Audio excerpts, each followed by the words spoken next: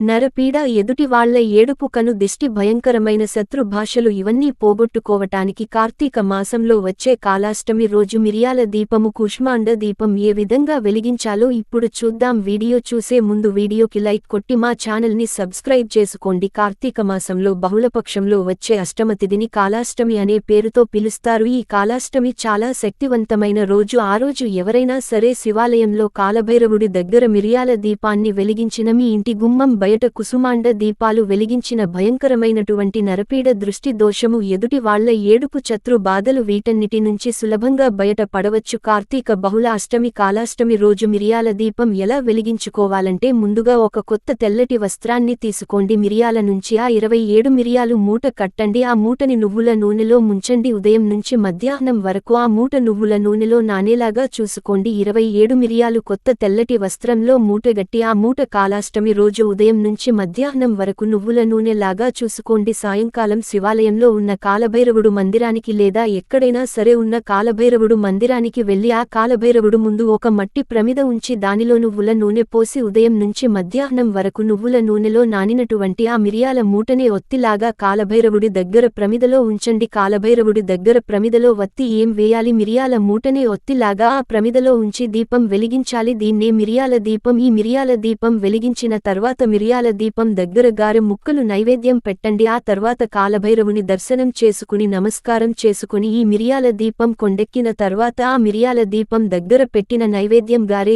ఏదైతే ఉంటుందో దాన్ని సునకాలకు, కుక్కలకు ఆహారంగా వేయండి. సంవత్సరం పాటు నరపీడ, దృష్టి, ఎదుటి వాళ్ల ఏడుపు మీ మీద పనిచేయదు. అయితే మాకు దగ్గరలో కాలభైరవుడి మందిరం లేదండి, అక్కడ మిరియాల దీపం వెలిగించుకోవడం వీలుకాదు అన్న వాళ్ళు ఏం చేయాలంటే, ఇంటి ముందు గుమ్మడికాయ దీపాలు పెట్టుకోండి. గుమ్మడికాయల దీపాలు ఎలా వెలిగించాలి? కాలాష్టమి రోజు గుమ్మడికాయ దీపాలు ఎలా వెలిగించాలంటే, ఇంటి గుమ్మానికి రెండు వైపులా కూడా పళ్ళెంలో గాని విస్తరిలో గాని రాళ్ల ఉప్పు కుప్పలాగా పోయండి. ఆ రాళ్ల ఉప్పులో కాసేపు నవధాన్యాలు వేయండి. నల్ల నువ్వులు కూడా కొన్ని వేయండి. ఆ తర్వాత ఒక బూడిద గుమ్మడికాయ తీసుకుని 2 ముక్కలుగా దాన్ని కోసి ఆ 2 ముక్కల్లో ఉన్న విత్తనాలు మొత్తం కూడా తీసేయండి. ఆ బూడిద గుమ్మడికాయ 2 ముక్కలకి పూర్తిగా పసుపు రాయండి. పై భాగంలో కుంకుమ బొట్లు పెట్టండి, గంధం బొట్లు పెట్టండి. ఈ బూడిద గుమ్మడికాయ ముక్కలు ఏవైతే ఉన్నాయో వాటిని ఇంటి గుమ్మానికి 2 వైపులా పోసినటువంటి రాళ్ల ఉప్పులో ఉంచండి. ఈ బూడిద గుమ్మడికాయ ముక్కలు ఏవైతే ఉంటాయో వాటిలో నువ్వుల నూనె పోసి ఆ నువ్వుల నూనెలో కాసిన్ని నల్ల నువ్వులు కూడా వేసి ఒక్కొక్క బూడిద గుమ్మడికాయ ముక్కలో కనీసం 2 ఒత్తులు వేసి దీపాలు వెలిగించండి. వీటిని బూడిద గుమ్మడికాయ దీపాలు లేదా కుసుమండ దీపాలు అంటారు. మీరు ఒత్తులు వేసి వెలిగించేటప్పుడు కూడా మీకు నల్ల వత్తులు దొరికితే నల్ల వత్తులు వేసి దీపాలు వెలిగించండి. లేదా నల్ల వత్తులు దొరక్కపోతే బూడిద గుమ్మడికాయ ముక్కల్లో నల్ల నువ్వులు కాసిన్ని వేసి మామూలు వత్తులు వేసి దీపాలు వెలిగించవచ్చు. అలా బూడిద గుమ్మడికాయ దీపాన్ని గుమ్మానికి ఇరువైపులా రాళ్ల ఉప్పు విస్తరిలో గాని పల్లెల్లో గాని పోసి దాని మీద ఉంచి వెలిగించండి. అలాగే ఈ బూడిద గుమ్మడికాయ దీపాల దగ్గర నీలం రంగు పుష్పాలు కొన్ని ఉంచండి. ఇలా గుమ్మానికి ఇరువైపులా బూడిద గుమ్మడికాయ దీపాలు వెలిగించి ఆ దీపాలు కొండెక్కిన తర్వాత మర్నాడు వాటిని ఎవరు తొక్కని చోట చెట్టు మొదట్లో కాని పారే నీళ్లలో కాని వేయండి. కార్తీక బహుళ అష్టమి కాలాష్టమి శనివారంతో కలిసి వచ్చింది. చాలా శక్తివంతమైన రోజు. సంవత్సరం పాటు ఎదుటి వాళ్లు ఏడుపులు, కను దిష్టి, శత్రు బాధలు ఇవన్నీ సోకకుండా మిరియాల దీపం, గుమ్మడికాయ దీపం వెలిగించుకోండి. విశేషమైన శుభ ఫలితాలు పొందండి.